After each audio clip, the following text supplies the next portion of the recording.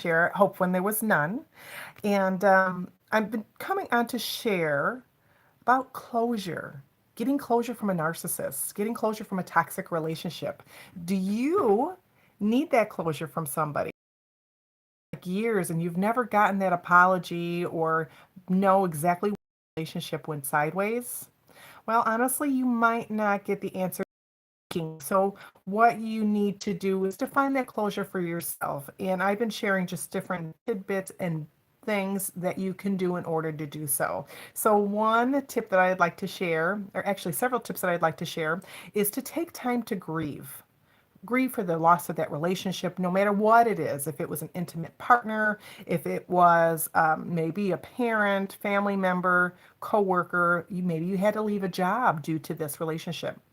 And sometimes people are just toxic, and we need to leave in order to hold space for us, but in order for us to find something better and just to get out of that negative environment. So take the time to grieve. Now, you might have those feelings of denial, anger, sadness, bargaining, and then finally acceptance. It's like when we lose somebody. It's very similar to that. So you might have those things that you start feeling. Now, stop replaying those events in your mind, maybe those situations you're obsessing over. Maybe I should have said this, or maybe if I would have done this, that, and the other, it wouldn't have turned out this way, or maybe I should do this. Don't obsess over the events, over the past episodes, blow-ups, and so on. It's not good for you. So no matter what went wrong, you're probably, again, not going to figure out the exact solution. So distract yourself, call a good friend, contact maybe your counselor or therapist. If you don't have one, please consider getting one. But just talk to somebody. Sometimes that helps. Distracting yourself with a funny movie, journaling, get out in nature, maybe go play with the kids or your animals if you have animals, or get physical. And what I mean by that is get some exercise in.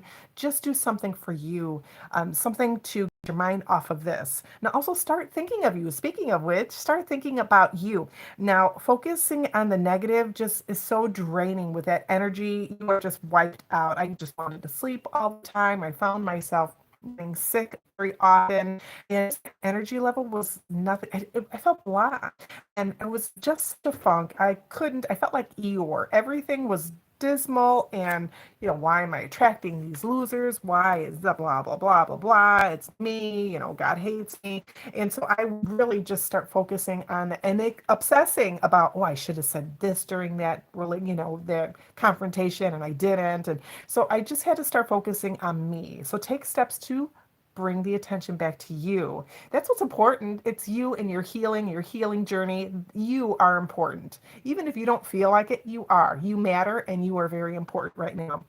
Starting that self love and that self care is very much something you need to do in order to start healing in that healing journey. Now start also thinking about, how did you get in touch with this person? How were you hooked up with a friend and so on? We're not going to blame your friend, but how did you meet this person? Now sometimes we get involved with people because we're born into this and we don't know any better. We don't know that this is a bad toxic relationship because it seems normal. We're in a place where if someone's treating you well, you might think that's abnormal, honestly and truly. And I know because that was me. I didn't know any different. So we're not going to point fingers. I'm not going to wag my finger and say, well, you shouldn't have hooked up with that guy because he is a bad boy or something like that. Maybe you didn't know. This is what you're used to hanging out with or being with, and so on and so on. But what was it from that previous relationship that maybe you needed? Could this be from unresolved trauma? And I want you to really think about that. Could that be why you're attracting certain people? Are you hanging out in places maybe where you shouldn't be? And again, I don't want to wag my finger and say, well, you should be wearing that mini skirt or getting all those tattoos or hanging out XYZ. You might like that kind of stuff, and that's fine. But what unresolved trauma do you have where a person, man or woman, is treating you very well, but you think they're like really strange? Why aren't they treating me? And it's very weird when this happens, and it's very surreal. So I really want you to think about this. And, just going forward, try and think, honestly think, take a moment, get some paper out. How did you meet this person? What kind of trauma is there in your past that you might need to get some healing from? because we don't want you to attract these people again. And it's like once you see these red flags and these signs, what they call red flags, and I'll go through that in another video again, green flags and yellow flags, what should you be looking for in a relationship with a person, and not just a person that you're intimate with, but your family member. What boundaries do you need to start putting up? Coworkers, work. Do you notice maybe you're applying to a place of business? And I've been trying to be more aware of this when I go for a job. Is this place hiring like all the time? Why are they hiring all the time? They just can't keep people. Is it their policies? Is it the management? Is the management really too harsh? Are the hours too harsh? Are they too hard? Is it very physical? Is it just a crew of people that are so negative they can't seem to keep anybody? And I found this out myself within a law office that I was at working, and I can't remember where was it. I think it was in Highland.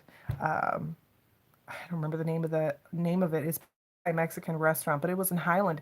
I wasn't even allowed to talk to anybody, and I'm the receptionist. I couldn't talk with the post person. I couldn't talk with the FedEx people, UPS people as they came through, even clients. I was allowed just to say, "Hey, would you like some coffee?" That was it. And me, if you've been with me for a while, you know I'm a little bit of a talker, I'm a hugger, and I enjoy being around people. I'm a homebody, but I do when I'm out, I do like physical touch. So I'll ask somebody, "Hey, can I give you a hug?" Or, "Hey, how's your day? What's going on?"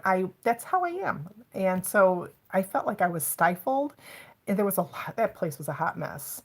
And yeah, there was a lot. That's another video maybe. But anyway, I digress. I hope you are finding these tips helpful. I'll have some more next week. I hope you have a great rest of your day. If you're looking for me, you can find me on IG. I just joined TikTok as, I don't know if I'm hoping there was none, or Melinda Kunst 812. I don't know yet. But you can always just message me if you're interested in doing so. I have another Melinda account in there. I can't seem to link them up. I know. I'm look, there's a squirrel moment.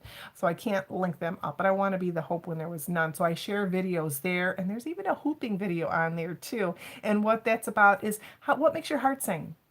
And what are you doing in order on your healing journey that's giving you joy? And so that's why I shared a hula hoop video, and I might have even done that here too. So that's it. Any questions or concerns? Message me privately. I'll talk to you soon. Bye.